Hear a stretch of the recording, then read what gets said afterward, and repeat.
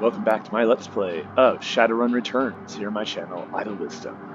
We are here in the Redmond Barrens, outside of the Seamstresses Union, which apparently looks like a rather seedy club, or nightclub, or something or other. our Shadowrunner, Merrick, the Dwarf mage, kind of down on his luck, he has been directed or pointed here by, was it Jake Armitage, the Shadowrunner? He helped out, clear out the Halloweener gang, and then he went over and investigated the crime scene where Merrick's buddy, Sam Watts, was killed.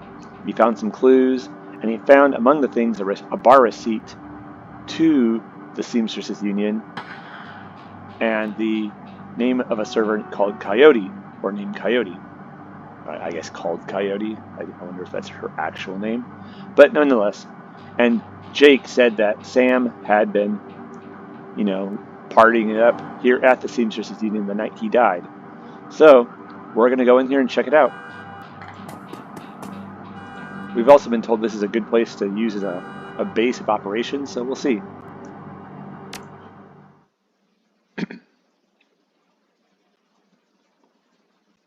The Seamstresses Union. Relative to the rest of the Barrens, Touristville is a neon-clothed oasis. At its heart is the Seamstresses Union, housed in an old brownstone building on the corner of Illegal and Opportunity. Bums huddle together, gangers strut the streets, and the occasional salaryman comes slumming. The Union building has been retrofitted, rebuilt, and restored so many times that it's like an aging starlet wearing too much makeup in an attempt to stay young. The wild ivy growing out of the gutters adds to this effect. As you enter, the murmur of hushed conversations washes over you. The dive bar denizens raise their heads, take your measure, then go back to their business. This is the kind of place where everyone knows your name but keeps to themselves. It's funny what it says about Touristville, which is a part of the Redmond Barrens, which is kind of like the touristy part of this area. All around it is just, kind of crap, but it's like this little block of, more or less safe and touristy stuff. For a time, I lived in Hollywood and stayed in this one just for I don't know how long, a few months with my sister and her husband. And when I had just moved back to LA one time, this is years ago, and where it's interesting that Hollywood, while nothing like the Redmond Barrens really, but nonetheless, there's that part of Hollywood which is always the tourists go to, where the Walk of Fame is and all that stuff. And it's over in a little area. But if you go outside of that, Hollywood's a very different area. A lot of it is fine, and some of it is kind of, I don't know, kind of creepy, kind of shady.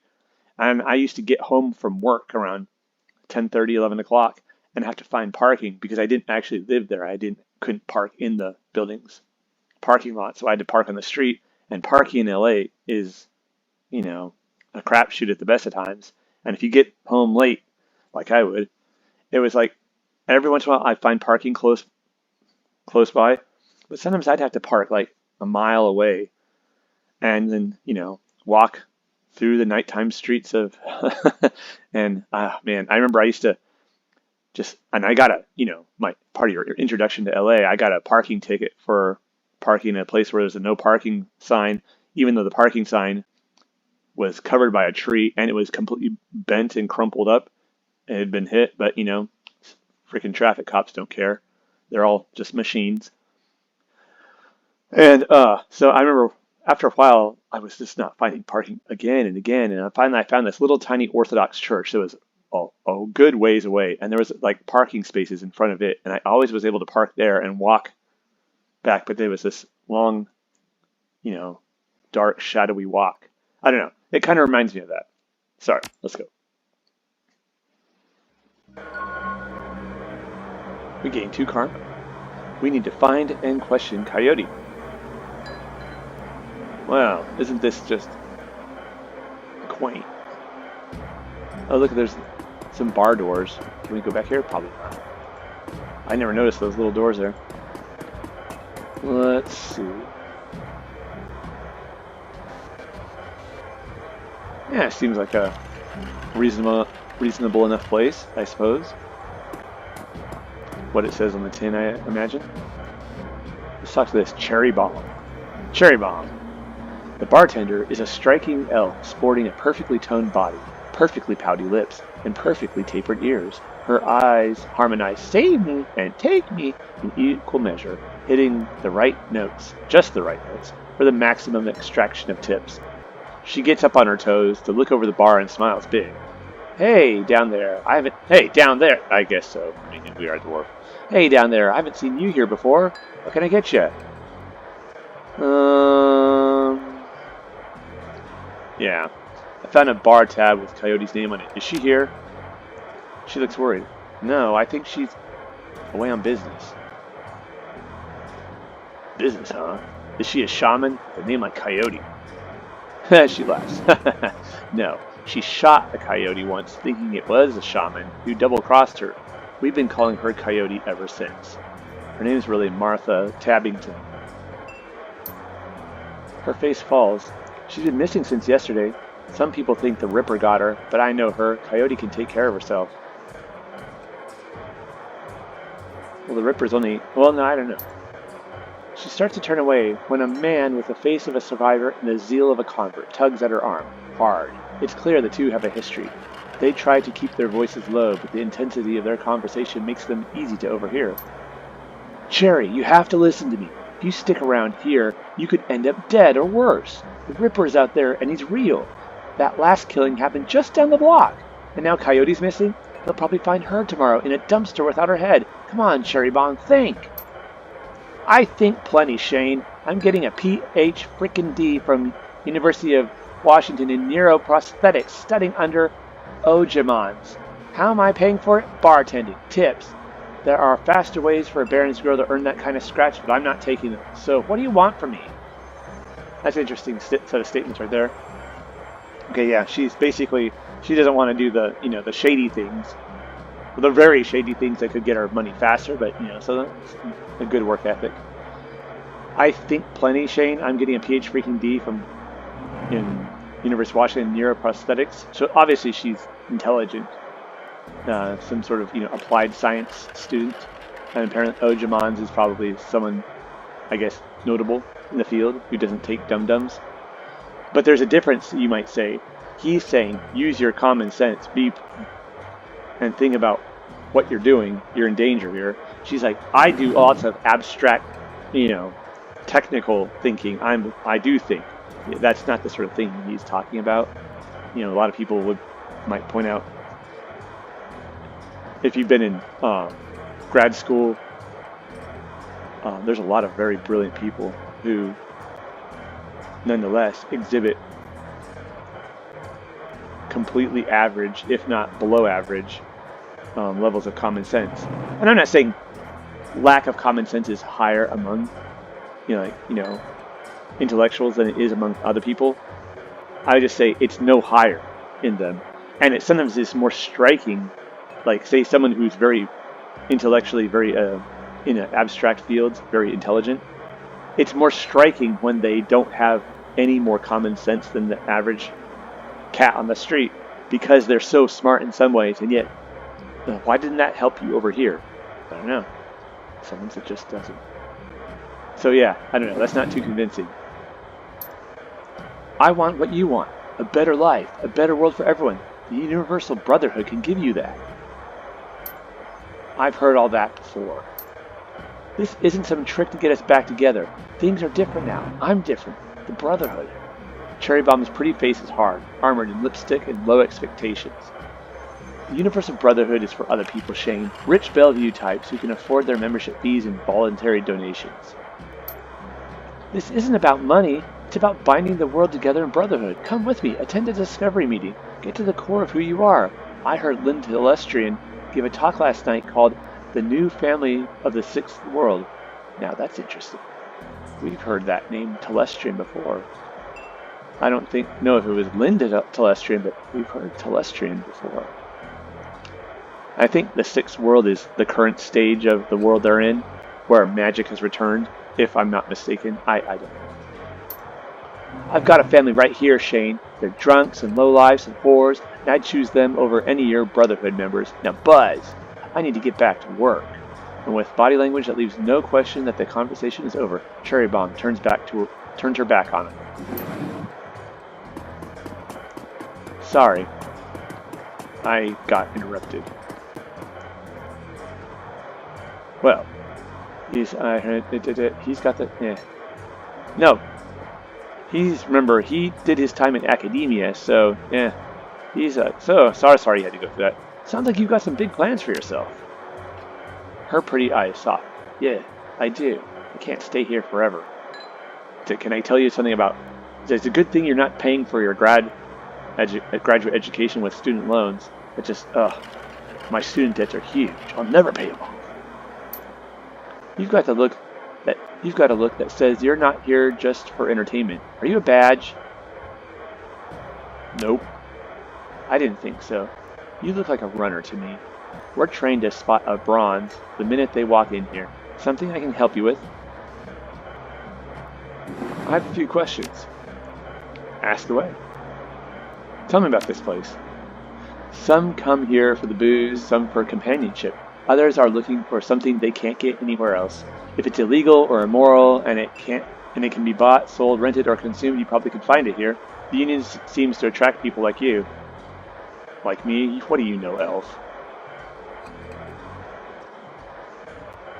I don't know, what do you think? I don't know. He was like, oh wow, that's cool. I don't know. Who was that you were talking to? Shane, old boyfriend. He used to work here. Then one day he saw a billboard for the Universal Brotherhood, and that was that. Went to a meeting, made new friends, moved in with them. I was happy for him until he started coming around to try to recruit me. I don't need that dreck. Ever hear the name Sam Watts? She nods. Sam was a regular customer and a regular pain in the ass as long as I've been here. Talked a big game, but he was always broke. As soon as he got any money in his pocket, it went straight to his head. Chips, drugs, or booze. Coyote had a soft spot for him, though. Did you see Sam on the night he died? No, that was Coyote's shift. So who runs this place? I want to talk to them. That would be Mrs. Kubota. She's in the back room. You can't miss her. Ah, thanks. Appreciate the help. Gutter punks have to stick together. Is there anything we can ask her? Anything else? No? Maybe not. I thought I missed some of the options. Maybe I did. What does this dude have to say? That's not how Coyote does it. Oh, does Coyote do that better, brother? Yeah. She does a better job at pouring the drinks in this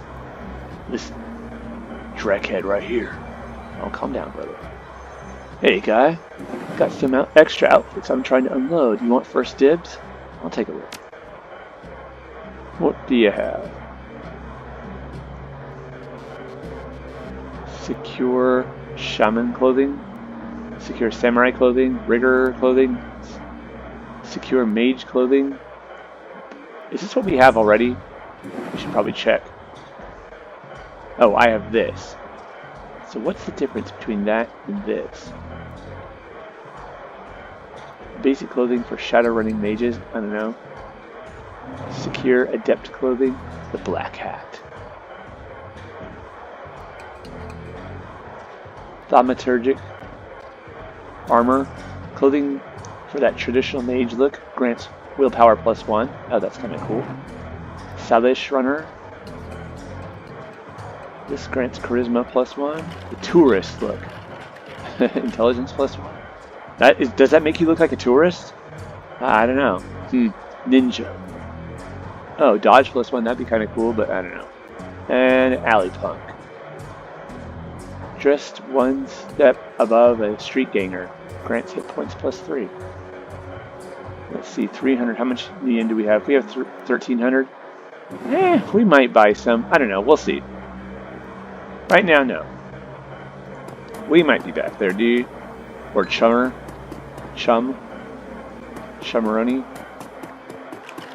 Jin Parks. The Asian woman's expression reads open for business, but her demeanor reads dealer rather than companion. She has a jack in her head, a gun on her hip, and a chip on her shoulder. She eyes you with a sneer. You look like you could use some firepower, something simple. I got guns so smart they practically fire themselves. You looking for tech? Got some of that too, if that's the way you roll. Let's see. Yeah, so you can buy some weapons off of her. Some med kits too. Interesting, we might buy some med kits. Let's see, sell. Equipment. We're gonna sell this baseball bat. We don't want it. How brutish. There. We'll be back. Maybe. Oh, there's a troll. Looks like a bouncer. Mr. Clue. Clue? Clue? Mr. Clue? Clue? I don't know. Posted at the door to the VIP section is a tower of troll muscle wrapped in an impossibly tailored suit. Whether the product of good genes or expensive aftermarket cosmetic work, the troll's gleaming horns perfectly frame his face, and his polished tusks and goatee accentuate the set of a lantern jaw. Welcome. Please behave yourself. Yeah, he does have a good look. Will do. You get trouble in here often? Nothing a stern look can't usually solve. I mean, yeah, when you're... I'd behave myself. You have business here? I'm looking into this death of Sam Watts. Heard about that. Real shame what happened to him. There's a sharpness in Clue's eyes, the look of a man who's seen much and earned wisdom at a young age. I figure Sam was the type who needed to be thrown out on occasion. Encouraged it to call it a night, I'd say. Sam was a drunk, but he usually wasn't a violent one. Usually? What about the night he died? He was a bit agitated. Didn't catch the specifics. Might have been over a woman. Thought I was going to have to show him out, but I had to deal with a couple of rival go-gangers posturing over one of the working girls upstairs. Jake helped Sam out instead. Yeah, we've heard about that. Might have been over a woman. We did find that photograph or that picture. No, or a message. It was a note saying, to Sam, blah blah blah. Sorry, blah blah blah.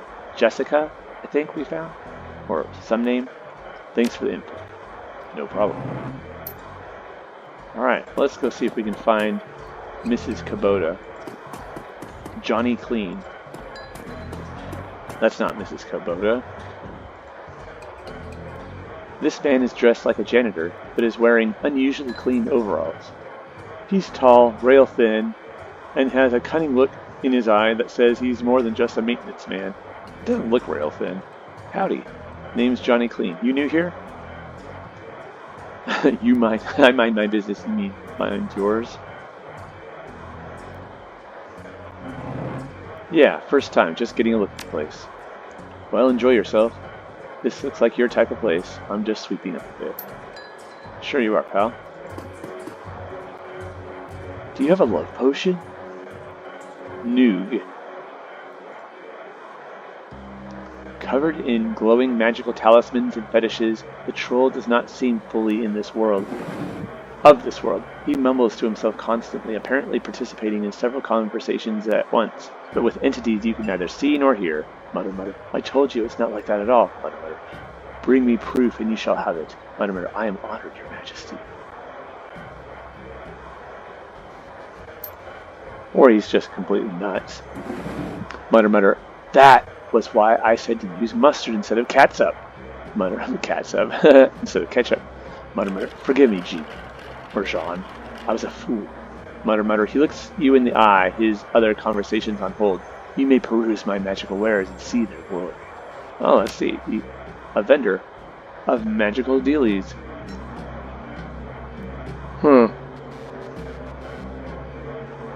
Let's see. I don't remember which spells. Let's go to spells. Do we not have heal? Let's actually exit. Let's look at our...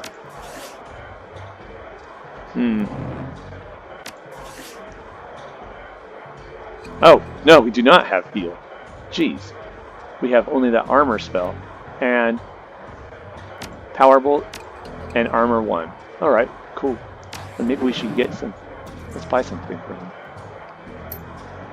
Yeah. So... Heal Wound. Heal all the damage from the most recent attack. This is an interesting spell. It does exactly what it says on the wrapper there. And that can be anything from, you know, a very minuscule damage to, if someone gets hit really hard, it will heal, like, you know, say they got, remember when I think Merrick got hit for 18 damage by that Halloweener troll? If you'd cast this heal, it would have healed that wound entirely back up. So let's get that. And let's see. Oh, there's more stuff. Weaken armor. Decreases the target's armor. Oh, these are cheap too. Flamethrower. Distraction. Decreases the target's ability. Decreases the target's to hit chance by 12%. Only lasts for 1 round though, but I mean, maybe that could be useful. Mana Bolt. Oh, Mana Ball. Oh, okay. Mana Ball, Mana Bolt. We have Power Bolt. What's the difference between Power Bolt and Mana Bolt, I wonder? And then Flamethrower. A line of fire controlled by the caster and directed at the target. Let's buy that. Alright. What does this do? Oh, okay. The most basic spell every mage knows and always has ready. This is just damage 6. Alright. Let's actually replace that with... Since we're not using guns, we need to have a better... These are shaman spells right here. See, there's shaman dealies. Haste is a really good one. If you have a shaman with you, that's really good. Chi casting, this is if you're an adept fighter, like you enhance your fighting skills with your magic. Pretty tight. Any weapons? Just I wonder if can you put Mana Bolt? I wonder. Let's just get it. Well, can we put this here? No, we cannot. Oh, well, that's not quite as good as I hoped. Oh well, whatever. And we have a full repertoire of spells now. There's like the table dancers. Sweet. That one's dancing really well. Yeah. No gigs at the moment. Alright, this must be Mrs. Kubota. Yep, indeed. Mrs. Kubota watches you cross the room, sizing you up as you approach.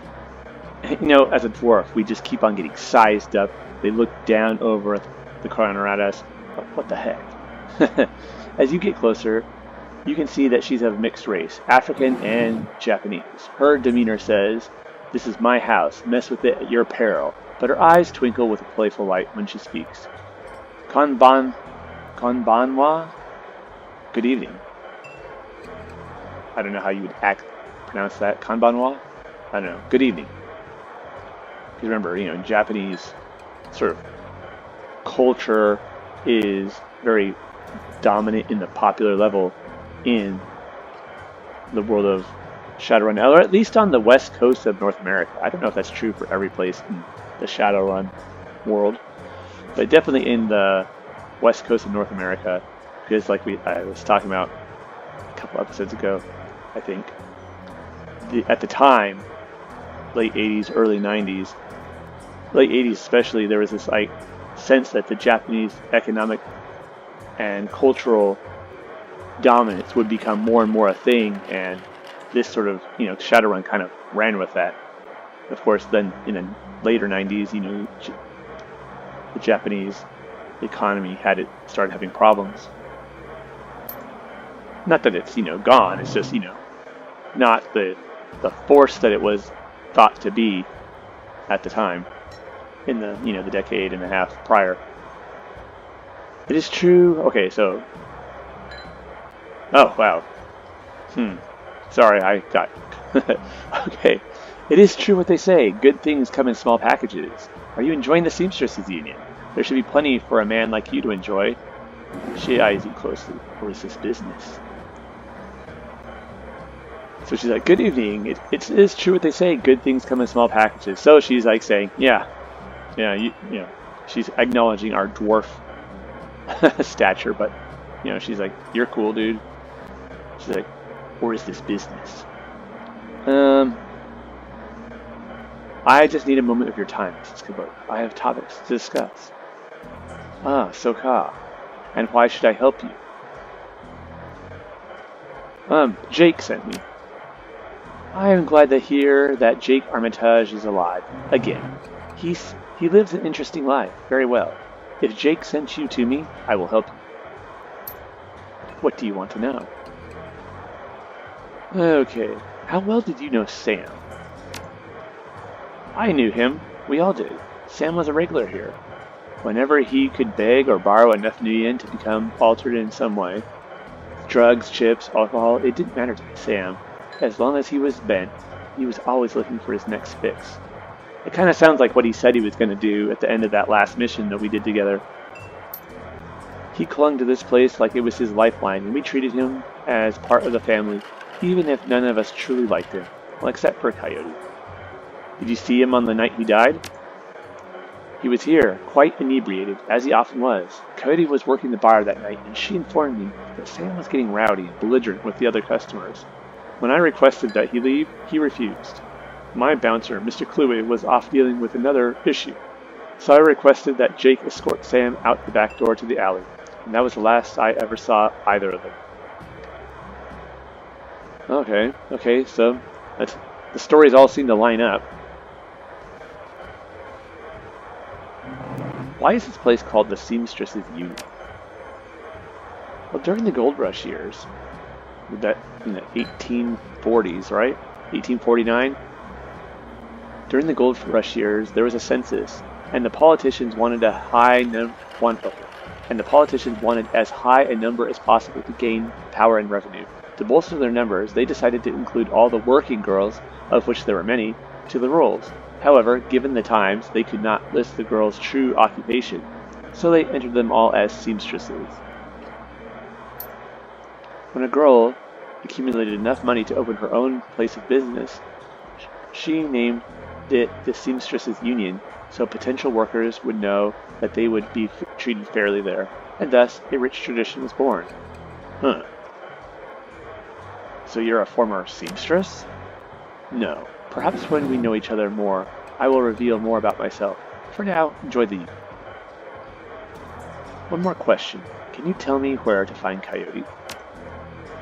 Her face darkens. Would that I could. I have not seen her in 2 days. She's a smart woman and quite dangerous, but I fear for her. If she's smart, why fear for her? Because she's in a dangerous line of work, and there is always someone smarter, more prepared. Her room is upstairs. If you're looking for her, I invite you to examine it. You may be able to uncover her whereabouts. I would not normally betray her privacy in this way, but she's missed 2 shifts now and cannot be reached on her comm. It's unlike her. If something has happened, I will not have inaction on my conscience. Here's the key. Alright. Well, we have perhaps a clue. Let's go. She's like, you can just go underneath the little balustrade, the barrier. You don't need to. Okay, so here we are in the apartments. You probably could just walk under that little, the cordon they had there. Merrick. There is a mid-grade security panel attached to the nearby door. It's set to require a password for entry. If you had decking level 2, you can open it, but we do not. There's nothing too important in there. It's just, if you happen to have some decking skill, you can get in there. Is this Coyote's room? Doesn't look like it. At the very least, there's nothing to interact with. Huh. Nope. There's another room. Oh, look, there's a bunch of other rooms. You can kind of see them. There's a washer, some washers and dryers. Probably there that they all use.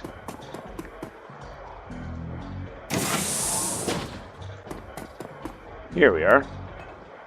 Let's take a look. Looks like Coyote keeps her clothes in boxes on the floor. Almost like she's in a dorm room. Yeah, she hasn't really unpacked too much. The stand is littered with action movies and cigarette butts.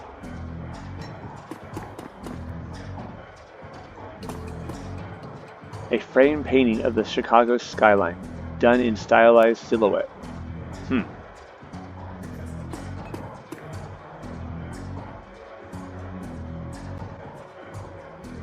Coyote's bed has a diary with several papers sticking out of it.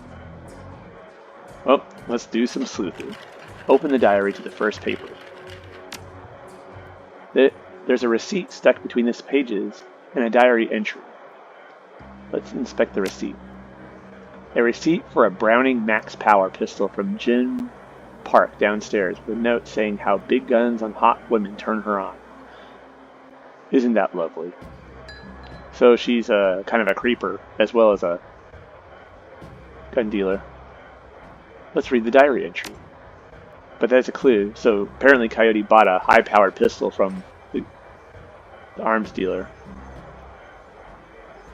I came back from my shift to find 4 of Paco's goons sleeping on our apartment floor.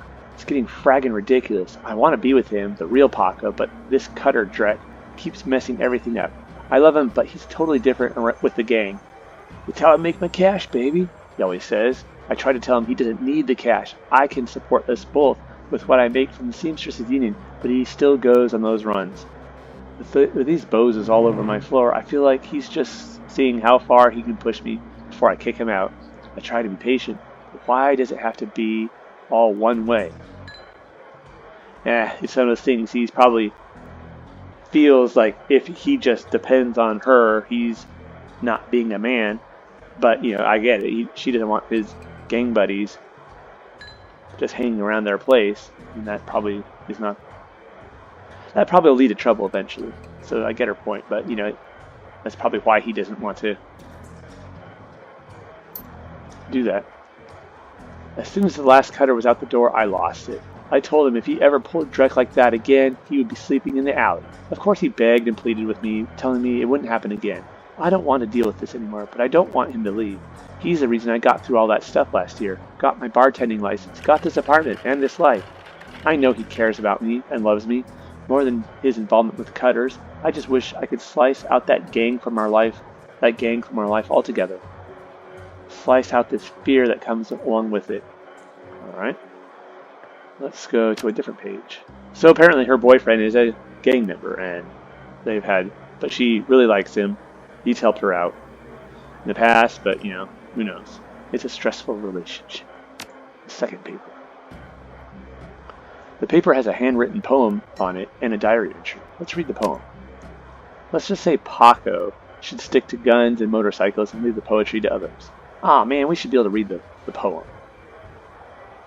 I love some doggerel verse. Sometimes it seems that like Paco could read my mind or my diary.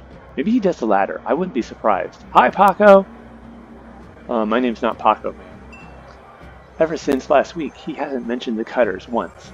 He leaves the apartment with a "see you in a few hours, babe," and returns later without comment. I don't know if it's really going to help us avoid the subject in conversation completely, but I have felt better without our constant arguing about it. The last 2 nights, I've come home from work to Paco waiting up for me, slouching on the old dumpster couch with a novel 4 inches from his face. I imagine that as I turn the key in the door, he perks up and makes himself look especially studious for when I get the door open. He seems superficially surprised to see me, but I love this little act. So he's like, oh, here, get the book, let me get, was it Brothers Karamazov up here? Oh, yeah, totally. Ivan was about to say something. Let's see the third page. There's a receipt and an old photograph stuck between the pages. Let's look at the picture. The picture shows a young girl with caramel skin and dark brown hair. She has a snake wrapped around her arm, yet she is smiling. The back of the photograph has shadows scrawled on it. Do you guys say caramel, or caramel? No, it says caramel. A COD receipt for a special order. 5 pounds of zebra meat from Mari's Meat Emporium, located near Pike Place Market. Okay.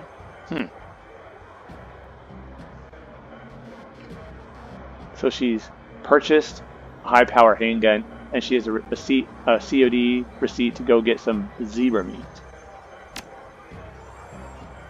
Fourth page. A receipt for a wall safe installed near the bathroom door, set to a combination of 342, 436. I wonder if we have to write that down. We'll see in a second if we have to. I don't know. 342, 436. Okay, was that the fourth page? Yes. 342, 436. Wall safe right here. 342, 346.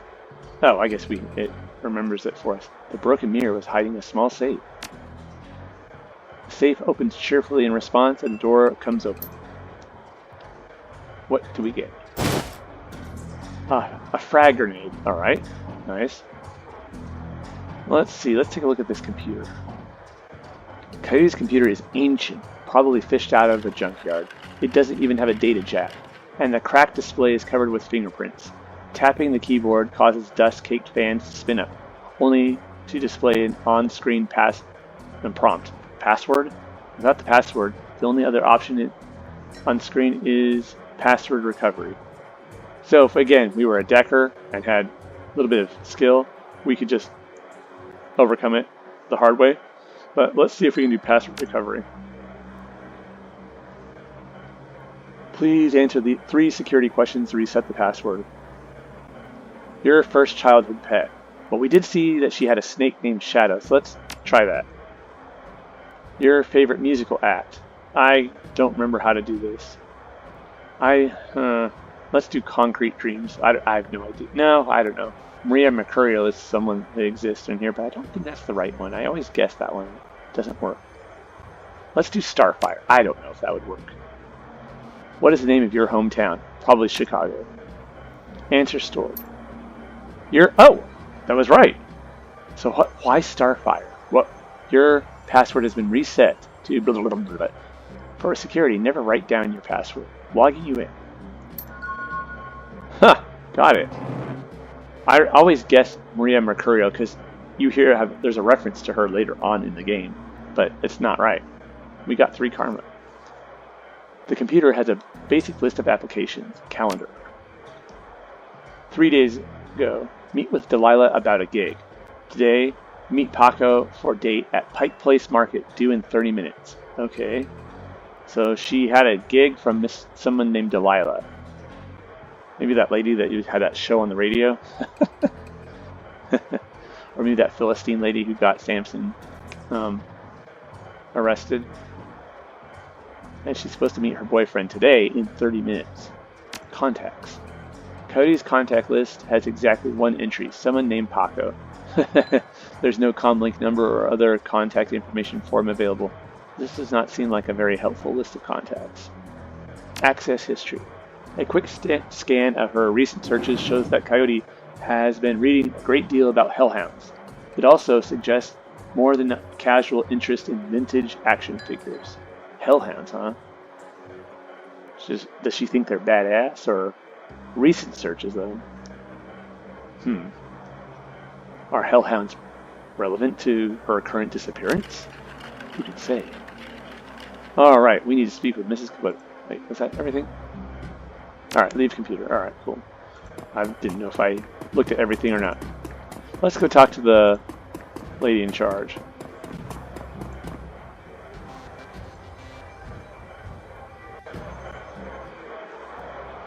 Miss Coyote. Oh, she's over here now. No, we're here. How can I help you? Do you know Paco? Ah, he's a ganger, a member of the Cutters. He's a good kid in a nasty line of work.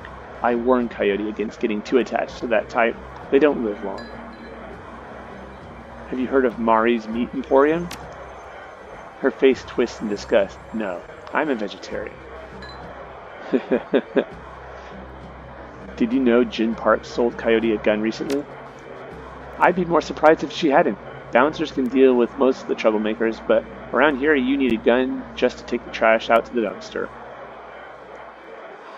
Coyote has a date with Paco at Pike Place Market in the next half hour. If you would go down there, it might bring me peace of mind. I'll call you a cab. It should be able to get you there in time. Gambate kudasai. Good luck. I apologize if I'm not pronouncing those things correctly. I don't know how to pronounce those things. Let's see. Alrighty, well, let's actually talk to this. Maybe she can tell us something.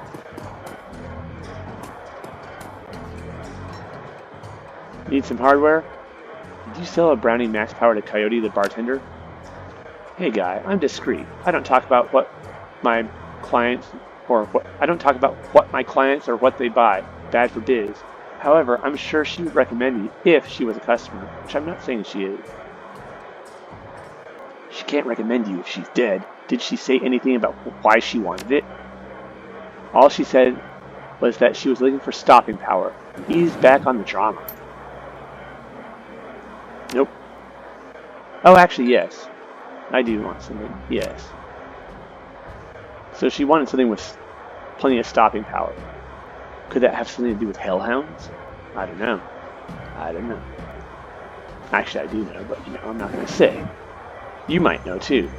I mean, who knows? Let's see, I was going to buy a med kit. Doesn't have any of those other things, the dock wagon dealies, but whatever. Let's buy a med kit. Should I buy a couple? Yeah, let's buy a couple. Nah. Oh, we have one anyways. Alright, cool. Very good. Now my question is, should we buy some armor? Some of the armor sets in this game are really goofy looking, but I don't want to get killed just because I didn't get myself armored up. And this would give us another point of armor and a point to willpower, which would be good. So let's just do it. Ugh. Yes, yes.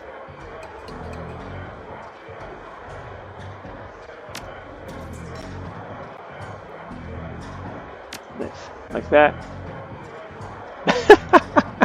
Look at him. Oh, jeez. Okay, whatever. Sorry for the laughing. That was goofy, but yeah, I'll take a look. Oh, hopefully we'll buy something better later. Let's sell that. Better be alive and goofy looking than you're making a really cool, slick, nonchalant corpse. Alright, well, I think I'm going to call this episode here. Next time, we will probably use our karma to buy some more skills and head on to see if we can't meet with this dude Paco and see if he knows anything about Coyote's whereabouts. We have some clues, and that should be enough to get us somewhere, hopefully. But yeah, we'll see. So I want to say thank you for joining me for this episode of my Let's Play of Shadowrun Returns here on my channel, Idle Wisdom. If you're enjoying the playthrough, or if you like this video, give it a like. And if you have any comments, any thoughts, any recommendations, observations, let me know. Leave a comment. And if you've not yet subscribed to my channel, I'd ask that you consider doing so. I really appreciate it. So take care, y'all.